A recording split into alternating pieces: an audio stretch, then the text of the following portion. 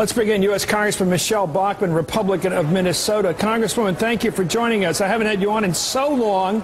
I have to ask you, if your party gets control of the House of Representatives, will you use the subpoena power to investigate the Democratic members of Congress for un-Americanism? Okay, so your question was, if I heard you, I'm sorry, we got a very happy audience back here tonight. Well, they're probably cheering me, but let me ask you. Power, is that the question? Will you use the subpoena power, which you will have as a majority, if you claim the majority of the Congress? It looks like you will. Will you use the subpoena power to do what you said on my program you would do? Investigate the Democratic members of Congress for un-American activities. Okay, stop. That is not what she said. Representative Bachmann did not say she would investigate Democratic members of Congress for un-American activities. Let's listen to what she really said. How many Congress people, members of Congress, do you think are in that anti-American crowd you describe? How many Congress people you serve with? Well, I mean, there's 435 members of Congress. How many are anti-American in the Congress right now that you serve with?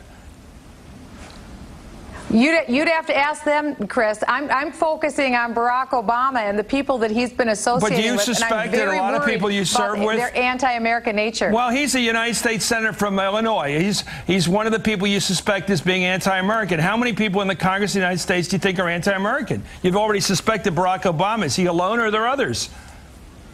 How many do you suspect of your colleagues as being anti-American? What I would say is that the news media should do a penetrating expose and take a look. I wish they would. I wish the American media would take a great look at the views of the people in Congress and find out, are they pro-America or anti-America? I think people would love to see an expose like that.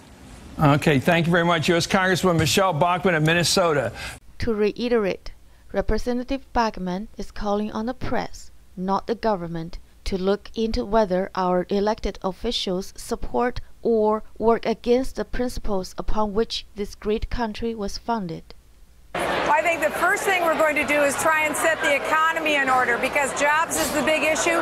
You were just having a discussion about that, and what people want to make sure is that no one's taxes are going up.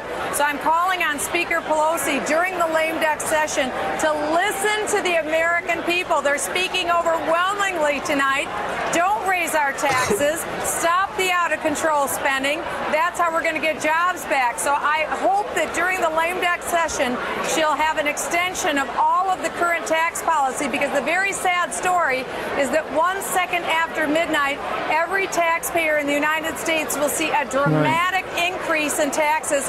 No one can afford that right now. That's job one for the United States Congress. We better listen to what the people have been saying, and we better do what they're asking us to do.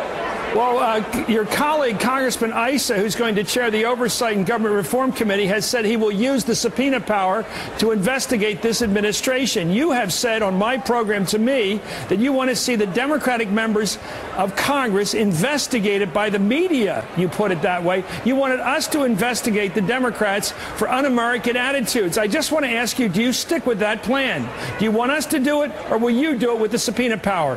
Who do you want to investigate the Democratic members of Congress for un-American thinking?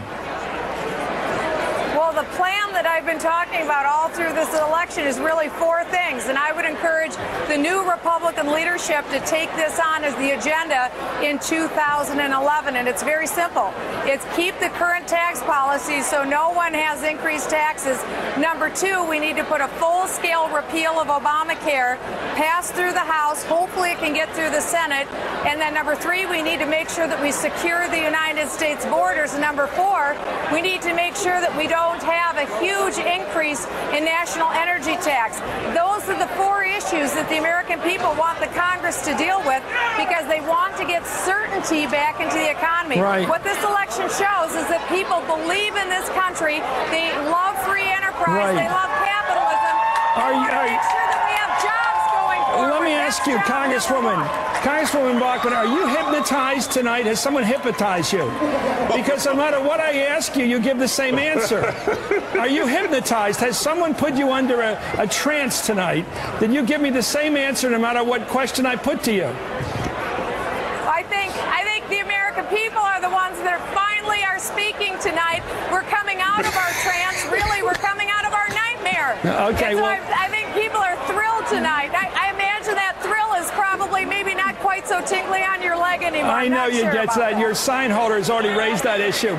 Well, someday we'll have you on the show again and we'll get to the investigations. But congratulations. I know you will never be defeated on your philosophy, which is to investigate everyone for everything. Which is free markets and embrace the principles of our founders. Okay, thank you very much, Congresswoman Michele Bachmann, who seems to be in a trance, but thank you. Back to you, Keith. Between the trance and the tingle, I feel like... No, it's not a tingle. That's their word. When did this broadcast I never use that get word. physical? That's what I want to know. 2006. After accusing Michele Bachmann of being in a trance, Chris Matthews' feelings were hurt. Oh, poor Chris Matthews. I mean, can we talk for a second about what they're trying to do there? With that sign, they're trying to say MSNBC is in the tank and NBC is in the tank for a let me get back to this. Trying to say. That's ad hominem.